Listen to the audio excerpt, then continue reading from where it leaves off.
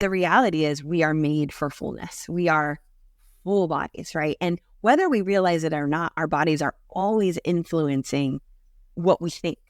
A lot of us believe it's the opposite, but like something like 80% of the information that is shared comes from the body up. It's not from the brain down. So our bodies are powerful in terms of how we live and how we exist.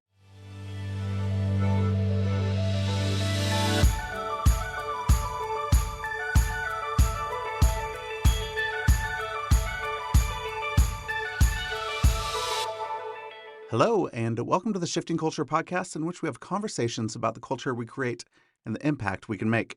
We long to see the body of Christ look like Jesus. I'm your host, Joshua Johnson. Our show is powered by you, the listener. If you want to support the work that we do, get early access to episodes, episode guides, and more, go to patreon.com/shiftingculture to become a monthly patron so that we can continue in this important work.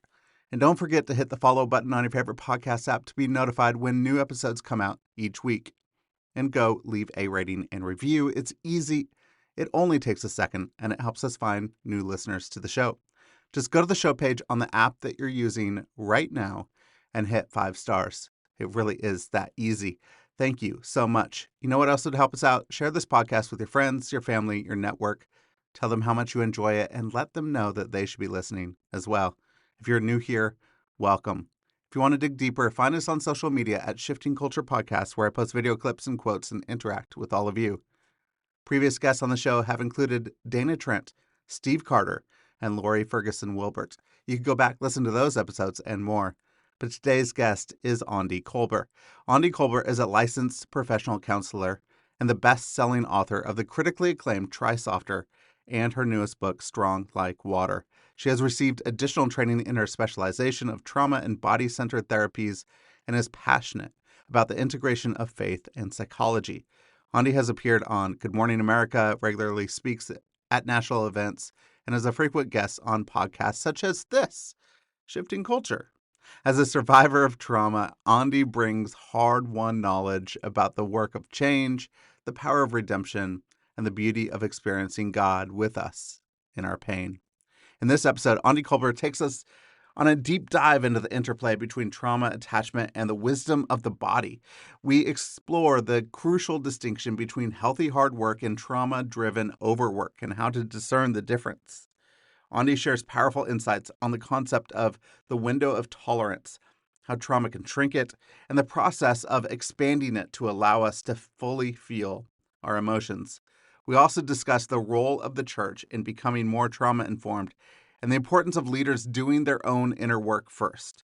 Aundi offers compassionate, practical guidance on the journey of healing and integration, learning to listen to the profound intelligence of the body and finding balance between safety and risk-taking. Did you know also, we found out in the middle of this conversation that while I was coaching basketball as an assistant women's basketball coach at Whitworth University, Aundi was playing for Pacific Lutheran University, and I coached against her. But she did beat us 3 out of the 4 times that I coached against her. But anyways, I still really like Aundi, and I'm so excited for you to hear this conversation. So without further ado, here is my conversation with Aundi Kolber. Aundi, welcome to Shifting Culture. Really, really excited to have you on. Thanks for joining me. You bet. Thank you so much for having me. I think this is a good place to start. I was in the car with my wife last night, and we were driving, and she asked me this question, which I think would be a good introduction to who you are and how you navigated this in your life. She said, what is the difference between working hard as a response to trauma that leads to unhealth and burnout, and then just the value of excellence and hard work? And how do we know the difference between the two? Yeah, great question. This is something, sometimes I'll, put snippets of this idea on social media and things like that. And, my caveat is I think I unpack it a lot in my books, but I think we can talk about it hopefully a little bit concisely here. And, I think the core of it comes down to whether that need to work hard is rooted in a need to navigate a threat versus a values-based decision. Because if it's ultimately about the threat, which sometimes, and I think this is so important, I try to talk about this a lot, sometimes that is the case, right? Like our bodies respond to real danger. And that's one of the ways they might respond. It's one of the ways I responded in my childhood by becoming a really hard worker in some certain areas. And on the outside, that can look really impressive. In fact, two people can look like they're doing the very same thing and yet be doing it for very different reasons. And so if, as we get into like our neurobiology and that type of thing, if one of those people is feeling as though is in their body, in their nervous system, feeling pressed to push themselves in that kind of way because the thought of not doing that, it sort of feels like it exposes a vulnerability, like what will happen to me? Sometimes that's about like, what does that mean for my value? Or will my relationship be able to handle me not working this hard? Or, there are so many different ways. It's really common for people to bring that pattern from childhood, that's a way that they navigated getting their needs met, finding love, being in some way recognized, because perhaps the type of care that they really needed wasn't available. So our bodies, in their brilliance, in their God-given brilliance, do their best to adapt. And sometimes in the moment, that is what's needed. But in the long term, which is what it sounds like your wife might be pointing to, right, is this idea of, but what does it look like then to reclaim hard work from a place that is more connected to health? And I think we can certainly do that as we heal too. Yeah. What's been your navigation of that in your own life? Yeah, well, it's been a heck of a journey. I mean, one that I'm still on. Sometimes I say, my first book is called Try Softer. And sometimes I say two things. One, I didn't write Try Softer because I've been an expert at it my whole life. This is something I've had to live into, and it's something that I feel like in some ways I'll never graduate from. And what I mean by that is that it's actually maybe for me personally, and I know this is not true for everyone, so I want to honor that. But in my story, it's a default in my body, in my nervous system. It's not hard for me to go to white knuckling. Like I could push myself in some ways that are not good for me pretty easily. That's actually not the challenge. The challenge for me is to, and I've grown in, is to what I would say to call stay with myself as I do those challenging things. And so I think to answer that question, part of that would be to say a lot of it has been learning to listen to my body. It's been learning to honor when my body gives me signals like, this is uncomfortable and I can handle it. That might be hard work versus this is crossing over in the threshold to harm. This is you ignoring a lot of signs that now I'm done. And once we start to ignore those signs completely is where we sometimes, usually unintentionally, push ourselves into places that might repeat harm that we've already experienced in our lives. Personally, I can know a lot of things and I could learn and I could have all the right answers.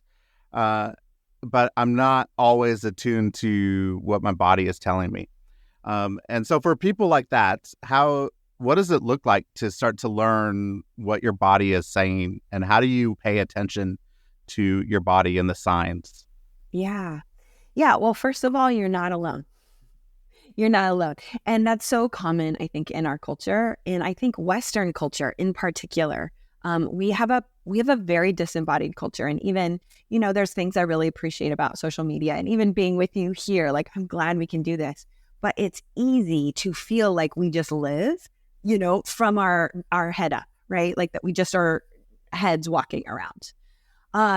But the reality is we are made for fullness. We are full bodies, right? And whether we realize it or not, our bodies are always influencing what we think.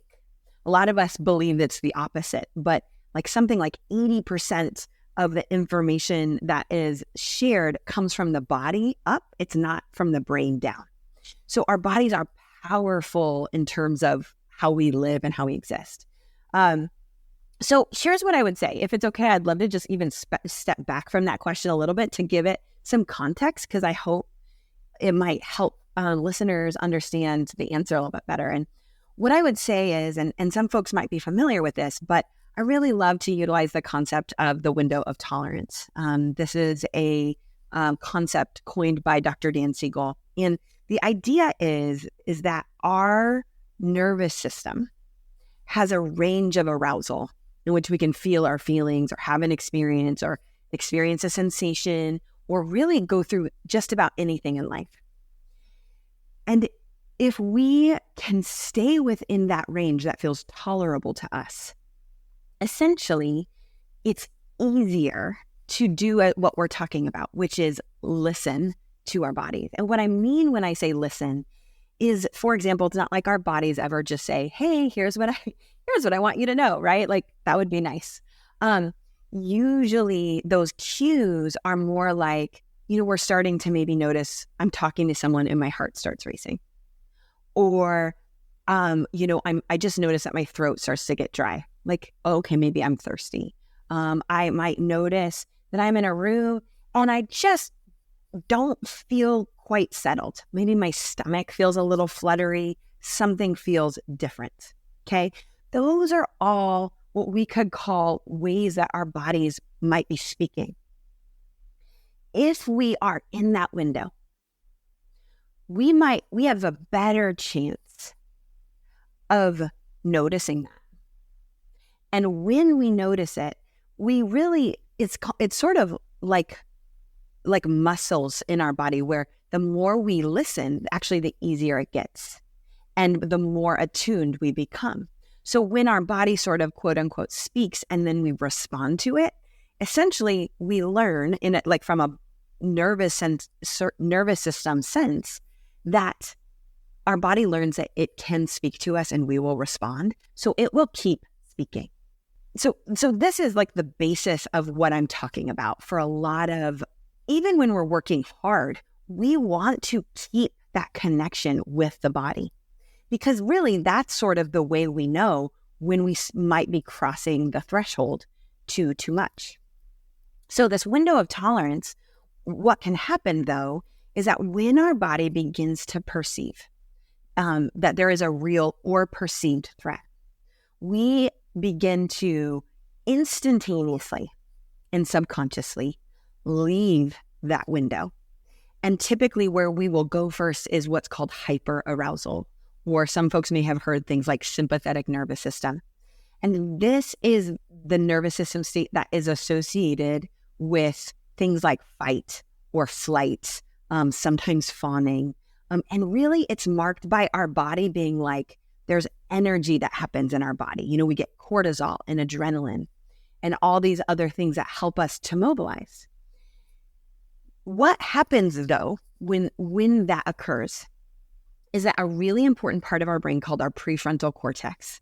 And it's the part of our brain, it has a lot of really significant functions. One of the functions is that it actually integrates the body, meaning our ability to listen to our body is contingent on the prefrontal cortex being part of the system, like getting blood flow. So what that means is, like, let's say, again, like I could use my story. You've learned, the only way that you matter in the world and will survive this family is by earning your keep, proving your worth, don't complain, suck it up, put your head down, do not, work hard, right? What begins to happen is that our body learns it is not safe for me to listen to what my body might be saying, which is, this is too much. This is scary. Stop doing that. I don't like this. I don't want to say yes to this. We, in many ways, have to unconsciously bypass that in order to allow our body do what it ultimately is designed to do, or that are those threat responses are designed to figure out how to help us survive. And so once we go into, our sympathetic nervous system, if that doesn't help navigate the threat, then we will go down into our dorsal, which is when we sort of get dissociated. We might feel disconnected. We might lose time. We might feel heavy or depressed, all these different things. And so, I think as we think about these different questions, and I'm trying to remember what your exact question was now, and I'm so sorry about that, but I know I wanted to give the context of the window of tolerance to help folks understand all these things that are happening in our body. You asked me about the body, how to listen to your body. Yeah. Yeah. So the key to that is it's always about, like, in Trisofter, I talk about it sort of like I named this idea of the Goldilocks principle, which is that in order to be able to listen to our body, we need to be mindful of, like, we're not pushing ourselves too hard. And we're also not dropping down so much that we're like, in that place where we begin to sort of disconnect. And so listening to our bodies, I think, for folks that are just beginning this journey, I think a lot of times it can feel overwhelming. Maybe you heard everything I said and you're like, I don't even know where to begin, right? So let me just circle back all the way to the beginning and say, could you begin just working to notice, like, what you are experiencing at various points in the day? And even things like being able to use the language of, I am aware of, that I'm hungry. That in and of itself helps to begin that feedback loop of conversation with our body.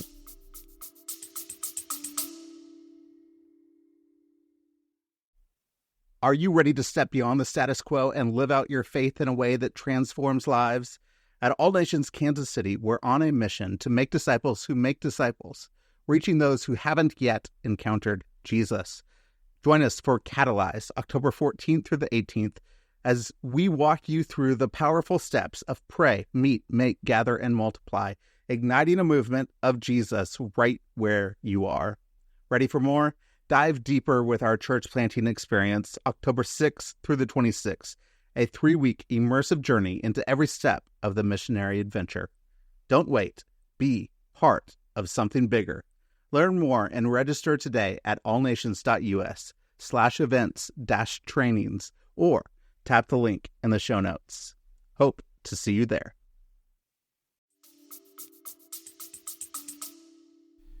There's 3 different places that I want to go from what you just said, because there's a lot in there. But I think I want to start here.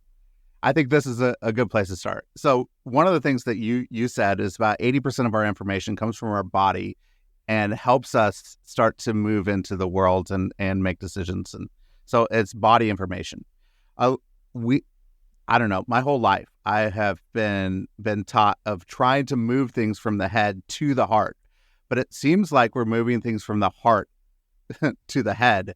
What are the different, are there different languages that the heart and that the brain speak?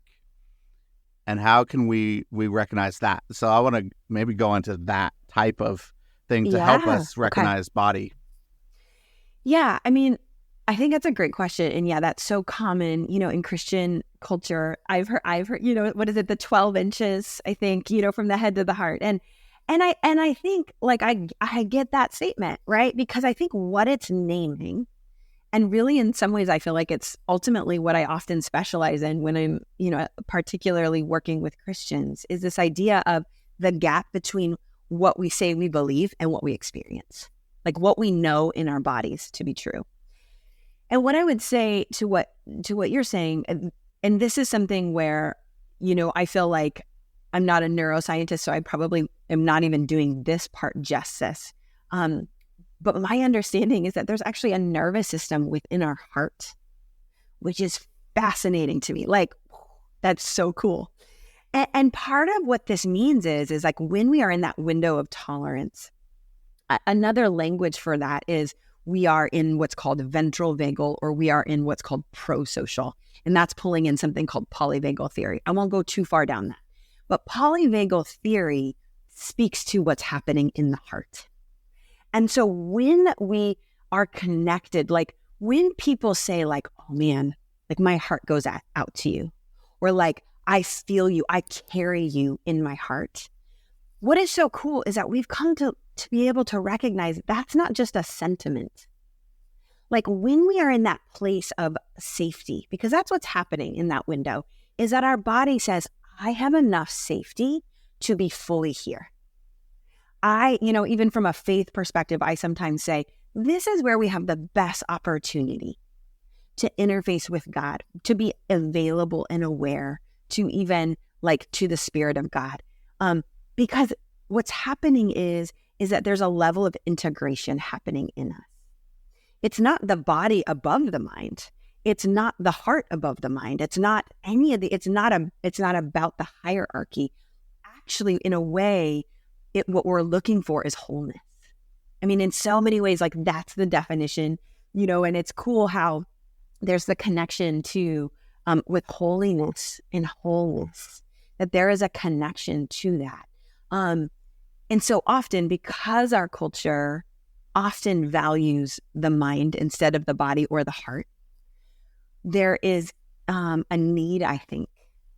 There is a real need for us to understand, to come out of what I would call our functional Gnosticism of essentially, living, maybe we say the body is needed and helpful, but we treat our bodies as though they don't matter. We treat our bodies like objects and projects. We dehumanize ourselves often, right? And I think part of this healing work, part of honoring the ways our hearts speak, the way our bodies speak, is by recognizing this is part of our God-given humanity. This is not extra. This is not going apart from. This is actually bringing integration towards.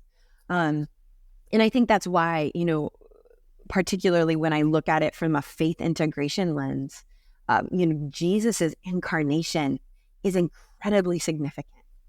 The incarnation of a fully human God.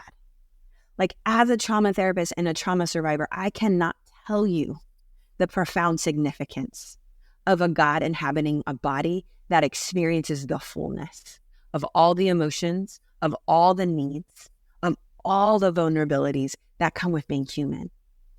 And so to go back to that original idea, I think part of this is us giving ourselves the opportunity to listen, to honoring. It's not getting rid of our cognition. It's not devaluing our left brain. But a lot of what we're talking about with our heart and our body is connected to actually our right brain. And our right brain is connected to experiencing sensations and emotions, but it's also often where trauma gets stored. And so because that's true, it's very common for many folks to sort of almost disconnect from the right brain and to live very much leaning hard on that left brain, almost essentially as a coping strategy, to say, this is too painful to feel. I don't feel like I have what I need, whether we could say that or not. And so oftentimes it's that dance of beginning to listen and be with what's coming up. And little by little, we begin to move towards that integration. That's so good. I'm doing some things. I've been working through some creative cultivation types of things through the life of Moses at the moment. And one of the things that I've recognized through the life of Moses is that he had some generational trauma that, in the midst of him being born, he had, his mom was full of fear. She was scared. All of these baby boys needed to be murdered and killed. And so she, placed Moses into a basket saying, hey, I don't think that he's going to live, but I can't watch this. I'm just going to, and then actually, so all the way through, he had all this generational trauma, and then he recognized who he was as a deliverer. And the first thing that he did to enact that delivery system of I am a deliverer was to murder somebody else, because he was saying, this is unjust what you're doing, so I'm going to kill you for that. And it took him another 40 years to really hone his healing in the desert, right, for 40 years, and that God could start to really give him his identity. Can you speak then through all of that unhealth? How do we move, especially with generations of trauma, saying this is stored in my body from my past generations, and moving into a new healthy place and the work that it does? What is our relationship with our trauma? How do we get to a place of health, since you do it all the time? That's your work.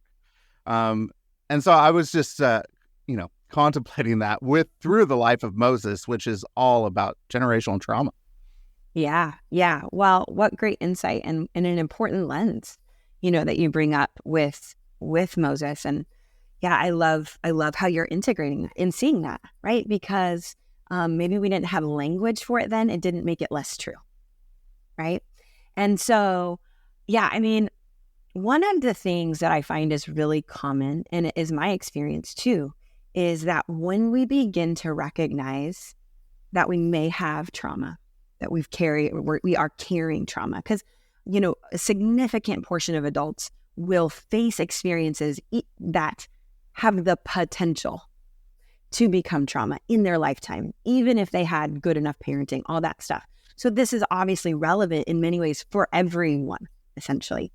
But for some folks, some of this trauma is very much connected to what they were given in their families of origin. And sometimes, just literally passed down sort of, in their blood and bones and who they are, without their epigenetic sort of like informing much of what they're experiencing in the world. And so one of the things that is so important, because I think it's so tempting to want to basically be healed immediately.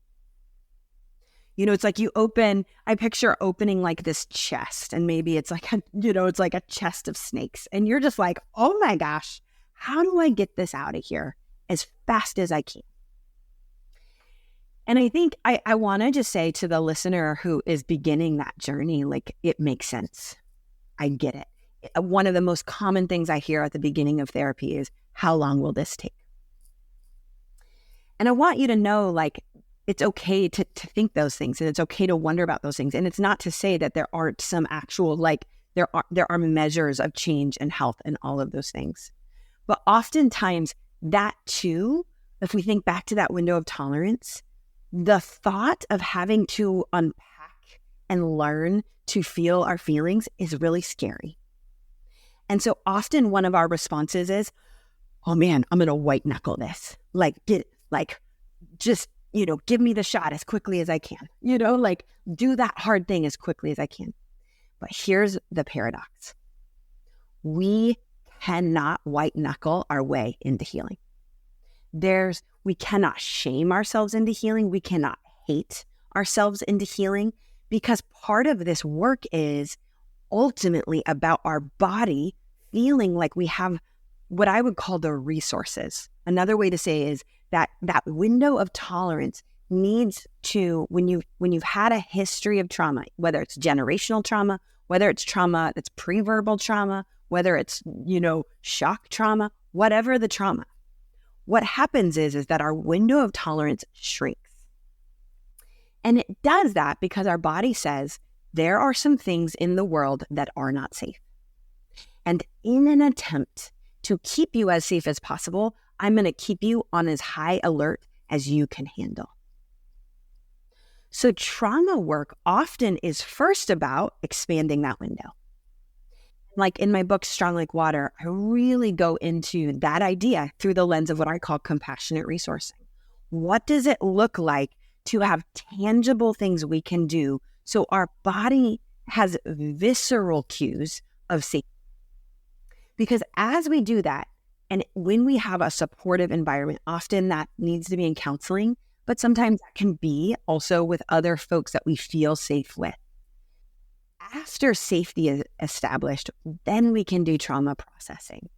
And part of what that means essentially is being able to feel or experience in a tolerable way the things that we couldn't feel or that were not tolerable, or the action we couldn't take, the way we couldn't defend ourselves, the words we were not able to speak, the way we were not able to leave, the boundaries we could not set.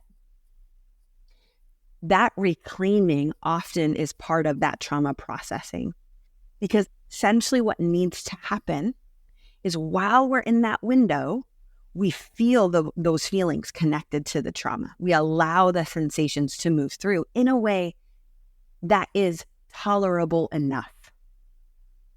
And as that happens, sort of like eating food, like our body literally digests those experiences, those emotions. That is what we are looking for ultimately in trauma healing. Because essentially trauma memories are not stored in our body in the same way as a normal memory. And so ultimately what we're working for is that metabolization so that memory can be stored like in long-term memory, like a normal memory. So it's not taking up so much space in our hard drive. And that actually also allows that window of tolerance to continue to expand. For folks who are on this process, that's the trajectory. And that trajectory is going to look different for different people. Some people are coming into counseling and they've got a community around them. They've got some folks that they can process with. Things in their life are somewhat stable and they're like, let's go. And they're going to potentially be able to work on processing that in a way that is maybe what can seem like quicker than someone who's coming in and they're like, there's no one in my life that I trust. There's a lot of instability and I don't even know what safety means, right? So neither person is better or worse. They're in different places and both are deserving of honor and both are capable of healing. Talk about the interplay between safety and risk, and like getting outside of yourself and moving into a new space. Because, I mean, risk could be different for many different people and it could be baby steps and small things. But a lot of times, as somebody who's looking at the body of Christ and the church and what we're doing within culture right now in the church, it feels like to me that all we're wanting to do is get safety. Like we're moving into this place. There's only safety. And it may be a moment in time because, we've all been traumatized or, gone through the last 8 years have been traumatizing. So we want to figure out how to get into safety. But there is a place of, God said more than anything else in scripture, do not be afraid and move into something. What is the interplay between the two and how do we move from safety to risk and from risk to safety? Yeah, well, no, I think this is a great question. And I think a lot of people think about this, and this is part of this work, the trajectory of this work. And something I say as a basic concept is that essentially we need enough safety to allow us to be uncomfortable, is what I would say. Because essentially, if we go back to the neurobiology, what we are aiming for is the ability when we need to have 2 feet solidly in that window of tolerance. Like I feel in this moment, present, safe, aware in my body. It's only when I have that capacity that I can say, and now I can take a step outside of that. And what I would say is I kind of phrase it like I can put 1 foot outside the window and I can keep 1 foot in. Because one is really important here is that's that tether. It's a tether to safety. And that tether allows us to risk. And just like where we started the podcast, right, is that question, what does it look like to work hard? That's what I would say it looks like to work hard. We have a tether to the safety, and it allows us to do things that push us. And that pushing can be beautiful. That pushing is part of what it means to be human. That's why we have the fullness of the nervous system that we do, right? But for so many people, going out of their nervous system has always equated to harm. So what has to be relearned is experiencing some of that activation, that riskiness, in a way that is a little more measured. So, and that's how we begin building sort of the capacity to push, to sort of build into more risk. A great example of this, and would be just in a real practical way, is to say, this is called, there's two terms. One is called safe immobilization, and another is called safe mobilization. And essentially what we're doing, so like safe mobilization is when we play. So when you go out, so I grew up playing basketball. I played college basketball. I love basketball. That is a form of safe mobilization. Like I'm working hard. I'm pushing my body. I'm doing hard things. I'm going intensely. And so a lot of people, it's like it's like that work of relearning risk, where it's like, okay, I'm going to try something new. And that new thing, like maybe I'm going to try a church. And then as we're in that church, for example, you're like noticing, like there's an exit right there. I could leave if I wanted to, but I think I'm okay with staying, right? We're reminding ourselves that we have choices. And then at the end, we say, okay, I'm checking in with myself. How did that go? What was that like for me? That's a great example of a person putting a foot outside of the window. Say, I'm going to try something, but I'm going to honor and listen to what comes up for me in the process. I coached college basketball, women's college basketball. And so... That's awesome. Where did you coach? I coached at Whitworth, University of Spokane. What years? I was there 2003, 2004. Okay. I played at PLU, Pacific Lutheran University. Yep, we used to play Whitworth. I grew up in Puyallup, so I'm okay. Right there. Yeah, I'm from Oregon. I went to Pacific Lutheran, and I was there from 01 to 05. There you go. I probably saw you there. That's hilarious. You probably did. You probably did. So that was great. That's awesome. Oh my goodness, what a small world. But I know. Hilarious. That's so cool. Wow. Hey, PLU. I love it. PLU. Yeah. So I have a lot of friends there that went to Pacific Lutheran. But anyways, so as a team, a really good, solid team. Like we had a great team. I think one of the things that do, and with church as well, is that they trust one another, that they can take risks, right? They can like be okay to fail because we actually have a deep level of trust. And you've done a lot of work in, even in attachment. And so part of it is we've had disordered attachment in early life. And one of the ways that we don't feel safe is because of the ways that we have attached, feel love, know that we are loved. How do we move from disordered attachment, whatever, those different types of attachments are, into healthy attachment later on? What does it take? Yeah. So a lot of times that's referred to as insecure attachment. So the big categories are secure versus insecure. And then within the insecure, there's typically like anxious avoidant, there's avoidant, and then there's disorganized.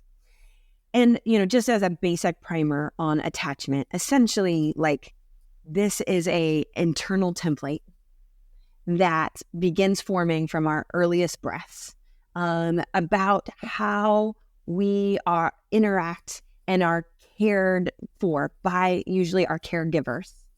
And that helps us begin to predict what relationships are like, what the world is like, sometimes even what God is like. It's sort of like this little, sort of template neural pathways in our body that help us sort of say, like, here's how I get my needs met. So when we've had good enough parenting, which based off of research done from Ed Tronick and his team comes down to like 2/3 of the time, parents essentially either getting it right or repairing. And then the other third of the time, they're just like missing the cues of the kiddo. They didn't see it at all, right? So I like to share that because I'm like, good enough parenting is actually not that parenting is very hard work, but it's easy to feel like you got to get it right all the time. That's not true. It's that when we recognize we've messed up, that we work to repair and we do what we can to attune, right? Essentially, that's what we're talking about. So for a lot of people, though, this is essentially where our attachment begins. All of us have attachment styles. The question will be, what will they be?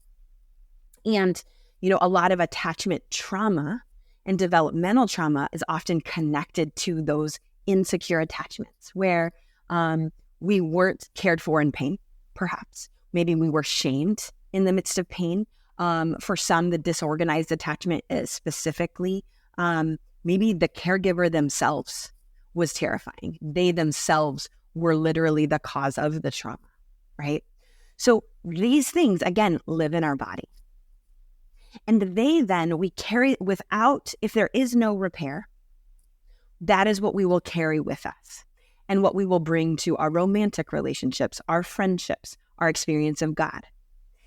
But the cool thing about these things, and whenever I talk about attachment, I always remind people, this is not a diagnosis. This is not a diagnosis.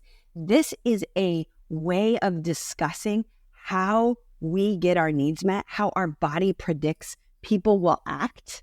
It helps us predict, like essentially insecure attachment. We come to predict that when there is a rupture, there will be repair, right? And doesn't that sound like faith? Doesn't that sound like ultimately the journey of the Christian life, that we would come to know in our bodies, even when things aren't as they should be, that there would be repair, right? So there's this really beautiful picture here. But for so many people, they're like, that's great. I don't experience that in my body. And so oftentimes, like so much of this work, part of it is we got to actually start small. We got to start small. And often, like I have worked with many people who they have had almost no safe people in their lives. And when that is true, the thought of secure attachment almost feels punishing to them because it feels so far away from what they experience that it feels overwhelming. And this is why I really love to, in my work, and I really go into this in Strong Like Water, but also Try Softer, look at like, can we make this more granular? How can we make it smaller? And so I think sometimes the path to that is figuring out where, if anywhere, are there glimmers of safety? Like for some people, that is literally going to be outside in nature. Like maybe that's one of the places that their body says, I can exhale. Their nervous system has that ventral vagal sigh of like, I'm safe. Maybe it's with their pet, right? They're like, you're like, my dog sees me. They see it. My dog gets me, things like that. But then sometimes, God willing, there are one or two people that they're like, oh, when I'm in the presence of this person, maybe it's a therapist, like maybe it's not perfect, but generally speaking, I think that there will be repair when there's rupture. What I would say is that these little experiences of safety, whether it's the smallest one to just like being somewhere in nature, to being able to experience it like on a one-on-one, maybe it's on a team. For some folks, playing a sport, doing something like that, they feel that safety. We can build on this. We leverage it because this is how our body works. It's like this idea, I feel like it's a biblical principle where it's like, steward this thing well, more will come. Our body works that way too. Like, show me that safety exists. And when we show our body, hey, here's some safety, our body says, okay, show me more. I'll take some more now. And so as we learn to listen to that, we can again, it's just like the thing we were talking about, the riskiness, same idea. Like being willing to see a therapist for the first time. Holy moly, like that takes a lot of courage, right? You may have a foot outside the window in order to take that step. But in doing that, it may be the pathway to a relationship that begins to build this platform of safety. That then gives you courage to say, okay, well, there's this one other person that I met, and here's some things about them that I'm appreciating. I wonder what a small risk would look like. And all of those small risks, those turn into big shifts, big changes. So good. It made me really appreciate what my wife says about me, which when we first got together and then we got married, and she said, you know, Joshua, my favorite thing about you is that you are stable. And I was like, that is so boring. I don't want to be that boring. Or I'm fun. I can do other things. I don't need to just be stable. But because of a chaotic childhood, she's like, it was that deep breath that she could take.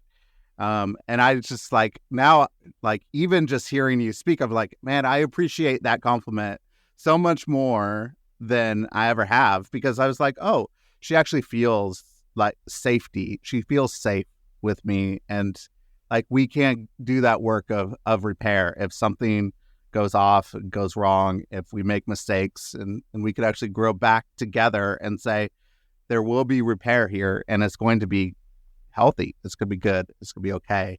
So, yeah. That's so beautiful. Yeah, I love that. I love it. Reordering that. And you wrote your second book, Strong Like Water. What is water? Like, what's your relationship to water? And then what does like water strength look like? Yeah. Well, my relationship to water is that I grew up on the Oregon coast, where the Columbia, I don't know if you've been to Astoria, Oregon, which is where the mouth of the Columbia is. And it's really wide. So the mouth of the Columbia is there, and then, you turn to the left, and then there's the Pacific Ocean. So I grew up surrounded by water. And for me, it was, one, I think I've always just intuitively and innately been drawn to water, to how I feel when I'm by especially like a large body of water. In Strong Like Water, I write about, an experience where I had actually just graduated from college. I broke off an engagement. My family, which was incredibly tumultuous and chaotic, and my father was incredibly abusive. My parents were going through a contentious divorce, and there were multiple things that happened at that time in my life. I was only 22 years old, but I felt so old. I felt so old and so tired and so dysregulated, but so alone. Like no one, because my whole life I had been very strong. I was always seen as being someone who could handle it. People didn't worry about me. I was, going back to the basketball piece, like I still hold the highest leading scorer of all time, men or women, at my high school. So how people knew me was not to say, hey, how can they support you? It was, she has it.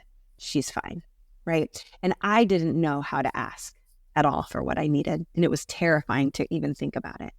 And so, but I went to the jetty, by the Pacific Ocean, and I remember just falling apart.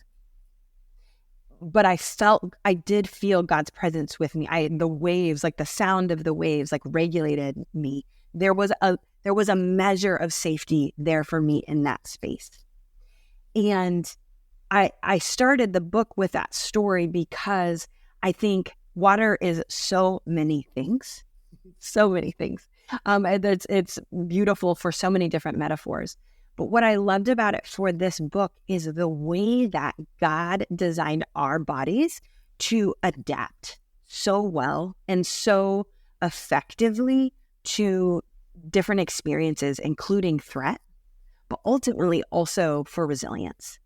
And so, one of the things I talk about is that, water or H2O can change states. It can go from vapor to liquid to a solid. And in a way, I think about that, I really unpack this in Strong Like Water that I would say, and I did my best to create a theory around this, that there are different kinds of strengths. Just like there are different ways that H2O presents in the world, there are different ways our strength presents. And so for me, it was this really powerful way of thinking about, God, who is the life giver, the ultimate source of water. Jesus talks about how, drink from my well and you'll never go thirsty. I think about God's love and compassion as the river that never, ever runs dry, the source of safety that as we are able, we can tap into for safety. But also we sort of carry that mark in us too. Like we too are like water. And so for me, Strong Like Water held so much symbolism and so much, so much beauty. It was a lot of significance for wanting to honor all the different ways that we show up in the world. And ultimately, God willing, may we move towards flourishing. But in that process, often many of us skip the honoring of the pain. We forget to recognize, it makes sense that I acted that way because I had no choice, perhaps. Or maybe my body was doing the best they could. And it's not to say that we never make mistakes. And it's not to say that sometimes in those spaces, we too need to repent or repair. But we can also bring compassion. And I think that God offers us that in our healing journey. And I think that in fact, God has said compassion is one of the most profound resources that we have. And so that as we're able, that allows us to become more and more strong like water. That's beautiful. We've seen a lot of unhealth within churches. We've just seen a lot of unhealth. So we talk about how we want churches to be more trauma informed, but churches are not, that's not therapy. But what does it look like then as a group of people together within a faith context to be more aware or trauma informed or something? How does that interplay work in a faith context as a group of people? Yeah. Well, I think that this is certainly, I think my first thought about it is that it's a conversation in process. I think, so that's what I'll say is that even for me, I consider myself to be trauma informed. And to me, I feel like I'm always learning more about what that could mean for me. So I think part of what I would say is a posture of humility is almost non-negotiable in working to be trauma informed.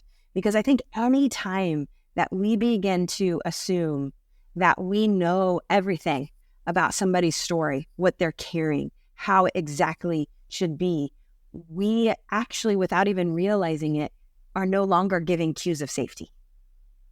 And if we wish to be a people that is able to create space for pain like trauma, as I've talked about so much today, right, is that safety really matters. And that safety is conveyed first and foremost through the body. Before we ever say a word, our posture, the way our eyes look, even once we do speak, the tone of our voice, all of these things are conveying a truth about that. And so, I think the humility matters. I think getting education around just basics. You don't have to be an expert in trauma, but understanding, that was one of my hopes in writing Try Softer, is just to say, hey, I'd love to give you just some basics here about how we work and how this is not contrary to our faith. This is the work of faith. This is the work of loving your neighbor. This does not go against it. If we ever want to fully inhabit Jesus's commandment to love our neighbor as ourselves, we must do our own work. That is part of the path, And so I think doing some of that education and psychoeducation, even if it's first and foremost in the leadership, because again, we can't help but begin to pour out what we are pouring in. Like, this is just what happens with our bodies, our nervous systems, spiritually, right?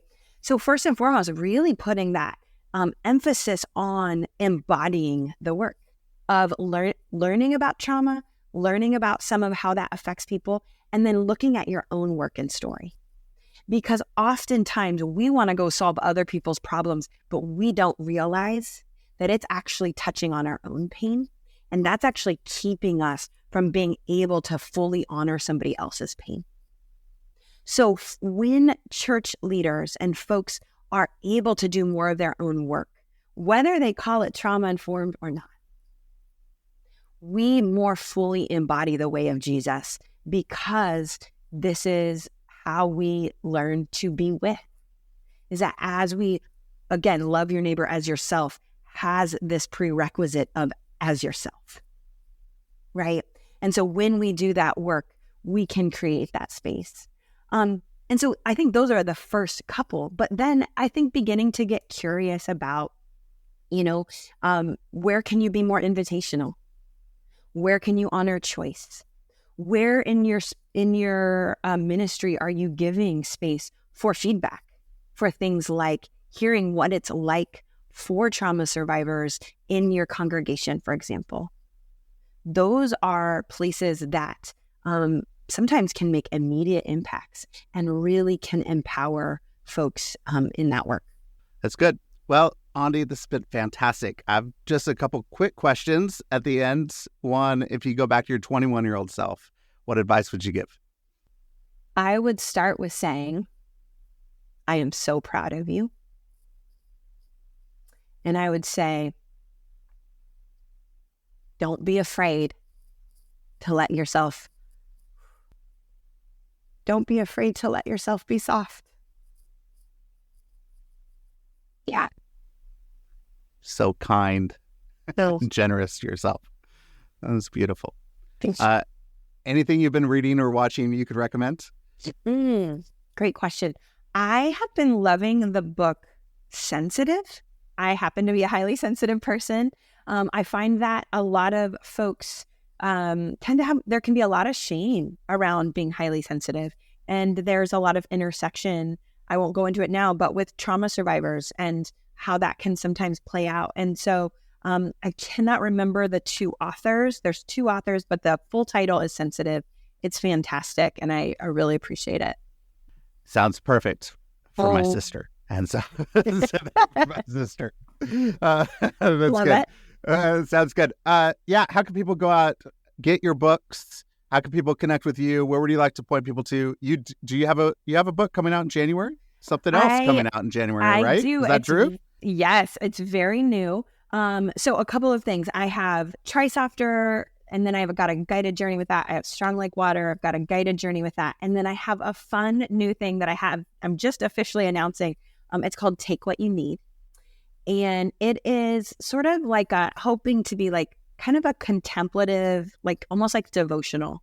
It's pulled quotes from my first two books. And we really work to put some beautiful imagery in there and just little snippets. Because I find sometimes when you're in the midst of a really hard season, you maybe can't even read a full book, And so it's one of those things I sort of have been thinking of it like love letters to my readers, of little pieces of things to take with them, to chew on and consider.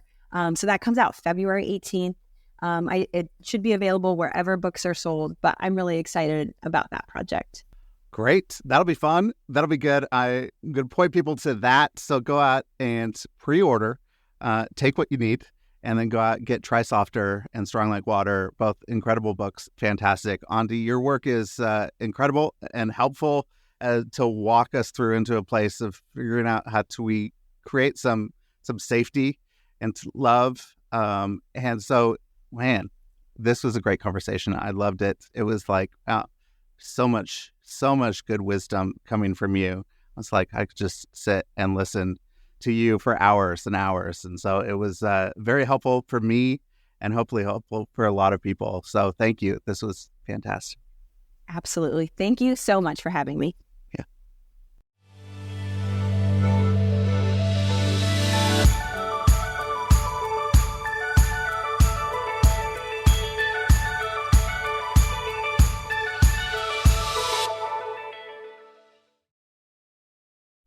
Thank you so much for listening to this episode.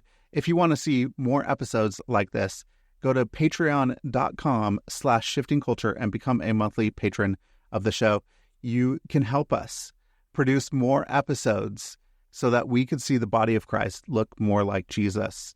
If you become a patron on patreon.com/shiftingculture, you will get early access to episodes. You will get episode guides. You will get bonus shows, hopefully, and more. So go to patreon.com/shiftingculture and become a monthly patron. Also, leave a rating and review on Apple Podcasts.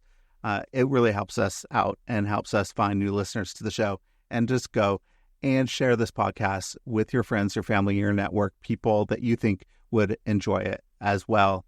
Thank you again for listening to the show. I hope you have a great week.